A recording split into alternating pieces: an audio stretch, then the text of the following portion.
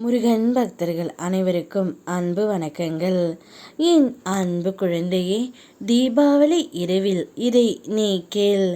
உன் துணையை பற்றிய ஒரு அவசர செய்தி ஒன்று வந்து உள்ளது. அதை சொன்னது யார் என்று உனக்கு தெரியுமா தங்கமே?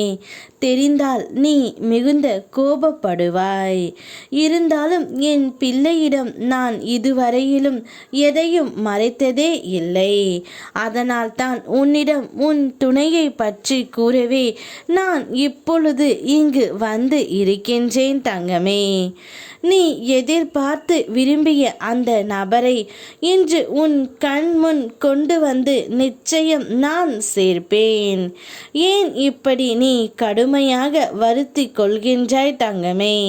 நீ இப்படி உன் உடலை வருத்தி கொண்டு தான் என்னை வழிபட வேண்டாம். நான் எப்பொழுதும் உனக்கு துணையாகவே உன்னுள்ளே இருக்கின்றேன். அப்படி இருக்கையில் நீ படும் துயரங்களை நான் அறிய மாட்டேனா என்ன? நான் உன்னிடம் வேண்டியதை என்றுமே அலட்சியப்படுத்தியதே இல்லை. ஆனால் இப்படி நீ உன்னை வருத்தி கொள்வதால் என்னால் பார்த்து கொண்டு இருக்க முடியவில்லை. உன் மனதில் உள்ள அனைத்தையும் உன் அப்பா நான் அறிவேன் தங்கமே. உன்னை சூழ்ந்து உள்ள துயரங்களில் இருந்து தப்பிப்பது எப்படி என்று யோசித்து துணையை பற்றி தராமல் அதை சொன்னது உன் பக்கத்து வீட்டில் இருக்கும் ஒரு பெண்.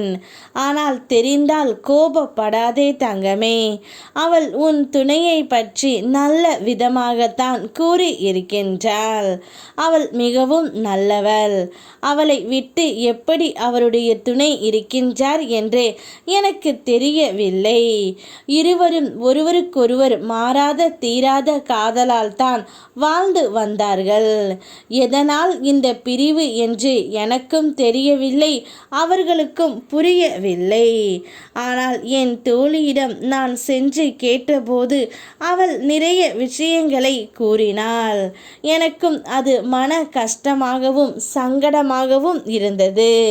கணவன் மனைவி உறவு என்பது ஒரு அற்புதமான உறவு. இதில் சண்டை வருவது சகஜம்தான். ஆனால் அந்த சண்டை எப்போதும் நீடிக்காமல் நீங்கள் பார்த்து கொள்ள வேண்டும் என்று நான் அவளிடம் பலமுறை கூறிவிட்டேன். ஆனால் அவள் அதை என் பேச்சை கேட்காமல் அடிக்கடி கோபப்பட்டு கொண்டு இருந்தாள். இதனால் துணையை பிரிந்து வந்துவிட்டாள்.